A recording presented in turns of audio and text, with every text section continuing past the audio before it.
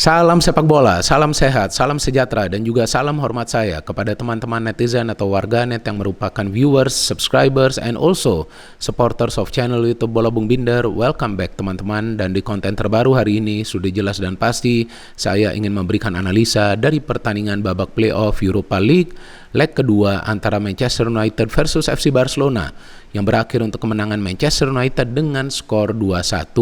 Dengan kemenangan ini berarti Manchester United lolos ke babak knockout dari Europa League musim ini dengan skor agregat 4-3.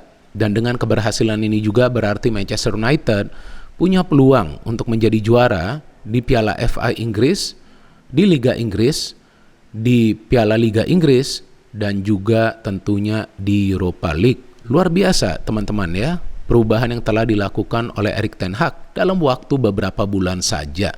Maka itu kan berkali-kali saya katakan Manchester United is coming back. Jadi tidak mudah sekarang teman-teman untuk bisa mengalahkan Manchester United. Ya, yang bisa mengalahkan Manchester United adalah para pemain mereka sendiri jika mereka melakukan kesalahan. Nah, terjadi kan dua kesalahan di pertandingan dini hari tadi. Dan sebetulnya Barcelona tidak bermain buruk, Barcelona juga bermain bagus. Tapi Manchester United jauh lebih bagus daripada mereka dalam urusan membangun serangan dan juga membuka pertahanan mereka dengan variasi serangan. Jadi para pemain Manchester United itu tidak terlalu lama menguasai bola teman-teman ketika mereka sudah mendekati ruang pertahanan dari Barcelona, apalagi di babak kedua. Maka itu di babak kedua beberapa kali juga para pemain MU bermain mengandalkan long ball passing, langsung memberikan passing ke ruang pertahanan dari Barcelona melewati lini tengah mereka. Karena sebetulnya Barcelona bisa bermain ball possession dengan baik. Ya, memang mereka bisa bermain ball possession dengan baik. Tapi apa manfaatnya bermain ball possession dengan baik jika mereka tidak bisa menciptakan banyak peluang ke gawang dari tim lawan seperti yang terjadi di pertandingan dini hari tadi. Gak banyak peluang dari Barcelona kan, terlepas dari satu gol yang dicetak oleh Lewandowski dari penalti, hanya ada 3 peluang berbahaya lainnya. Yang satu itu dari Konde yang bisa di-save oleh De Gea, kemudian Kessie dari luar kotak penalti, dan Lewandowski yang bisa diblok oleh Varane di garis gawang. Sedangkan dari Manchester United mereka bisa menciptakan banyak peluang. Bruno Fernandes 2 peluang di babak pertama. Kemudian di babak kedua, Anthony mendapatkan 3 peluang, Bruno pun mendapatkan peluang, Rashford pun mendapatkan peluang, Garnacho pun mendapatkan peluang. Peluang demi peluang yang bisa mereka konversikan menjadi gol. Jadi pada intinya Manchester United itu jauh lebih efektif ketika membangun serangan dan mereka tidak istilahnya bertele-tele dalam urusan membangun serangan. Ya gak perlu banyak gaya, gak perlu tuh main tiki-taka. Jadi jangan sampai tiki-taka itu berubah menjadi teka-teki. Itu yang terjadi bagi para pemain Barcelona, karena menjadi teka-teki sulit banget untuk membuka pertahanan dari Manchester United yang dikawal oleh 2 bek yang tangguh. Pertama, Varane, mantan pemain Real Madrid yang tentu akan selalu termotivasi ketika berhadapan dengan Barcelona, dan kedua, Lisandro Martinez. Jadi MU tuh gak perlu bermain tiki-taka, MU bermain itu kombinasi passing secara cepat yang juga diandalkan dengan pergerakan tanpa bola oleh para pemain mereka. Ya wajar dong saya semangat, saya memberikan analisa kan. Kalau saya gak semangat nanti kalian juga ngantuk, tapi saya belum ngopi, bahkan tenggorokan saya lagi sakit nih. Jujur, saya gak bohong sama sekali lagi sakit, tapi saya merasa ya penting juga saya memberikan analisa dari pertandingan yang besar ini yang bisa dimenangkan oleh Manchester United setelah mereka tertinggal. Catat itu, setelah tertinggal. Gak gampang untuk bisa membobol gawang dari Barcelona dengan 2 gol setelah tertinggal. Tapi itu yang mereka lakukan teman-teman. Kalau babak pertama pressing mereka lebih banyak dilakukan di tengah, maka itu perebutan bola di tengah bisa lebih banyak dimenangkan oleh para pemain Manchester United di babak pertama. Tapi di babak kedua mereka berkali-kali bisa memenangkan bola di area pertahanan dari Barcelona. Dan di pertandingan sepenting ini memang tidak boleh ada kesalahan yang dilakukan oleh para pemain. Tapi ternyata Bruno Fernandes melakukan kesalahan itu ketika dia menarik Balde.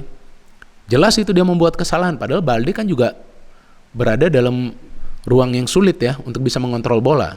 Tapi dia justru menarik Balde. Jelaslah itu adalah penalti. Dan konversi yang bagus dari Lewandowski meskipun sudah bisa ditepis oleh De Gea kan.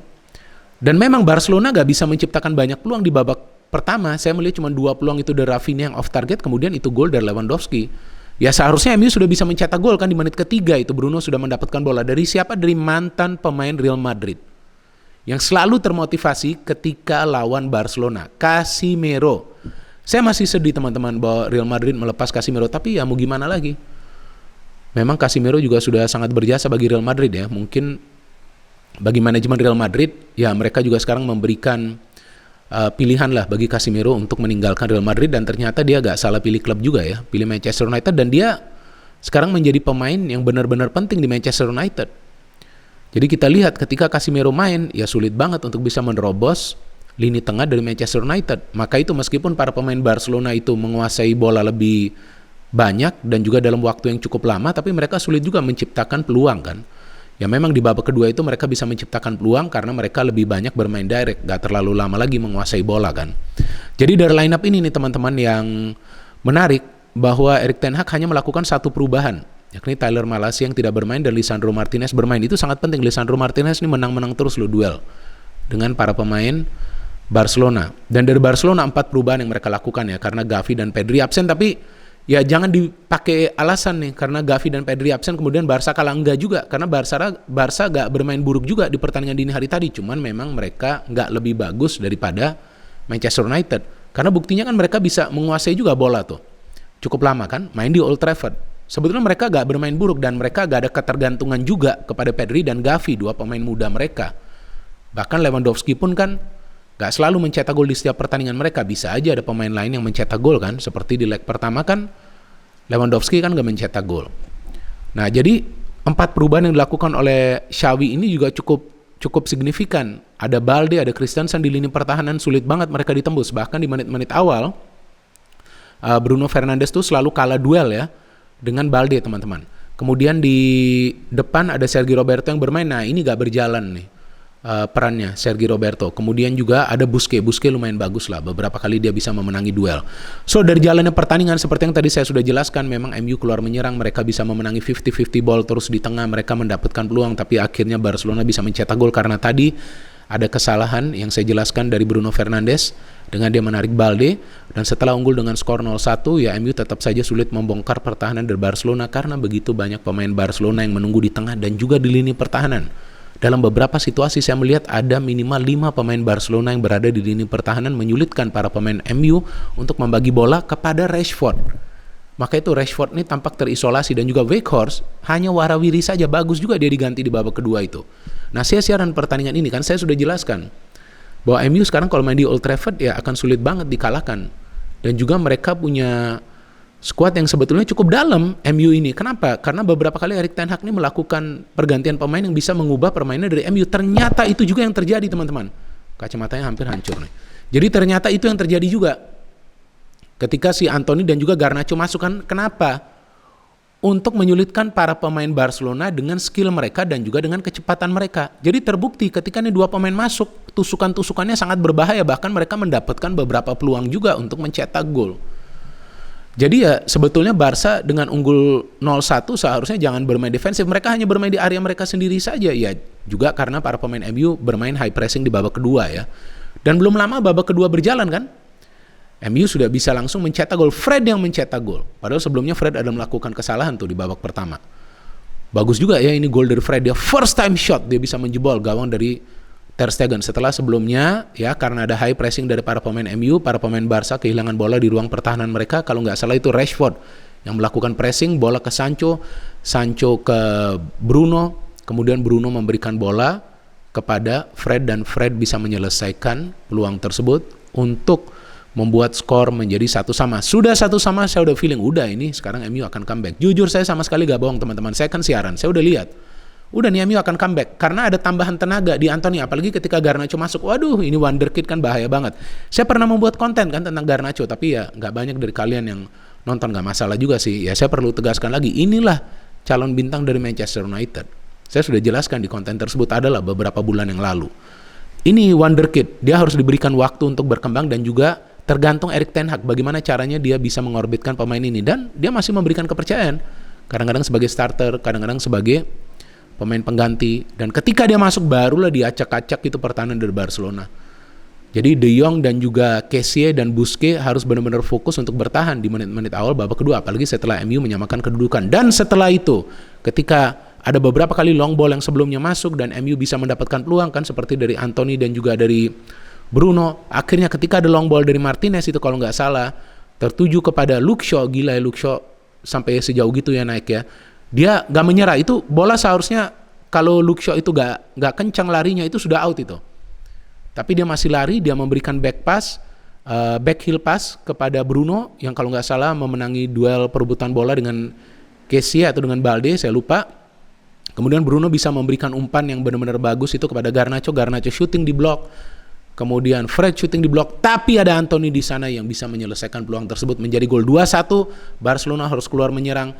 Dan betul mereka mendapatkan beberapa peluang. Bahkan mereka hampir menciptakan beberapa peluang. Tapi pertahanan dari MU dan juga form dari De Gea lagi bagus. De Gea luar biasa ya di pertandingan ini, meskipun di babak pertama itu dia ada melakukan kesalahan juga. Jadi seperti yang saya katakan tadi, di pertandingan sepenting ini gak boleh ada kesalahan. Seandainya Barca sudah unggul dengan skor 0-2, ya feeling saya sulit lah bagi MU untuk comeback karena mereka akan bermain jauh lebih rapat lagi. Itu kesalahan fatal tuh dari De Gea ya. Jadi hampir saja terulang seperti yang dilakukan oleh Alisson dan juga sebelumnya Courtois yang kehilangan kontrol bola ya. Tapi ya Sergio Roberto atau juga Kessie tidak bisa memanfaatkan kesalahan tersebut.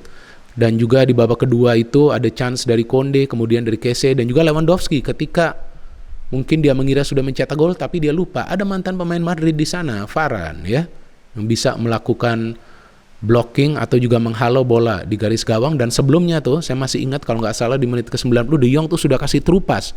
Hampir itu diterima oleh Lewandowski tapi bisa diintercept oleh Varane.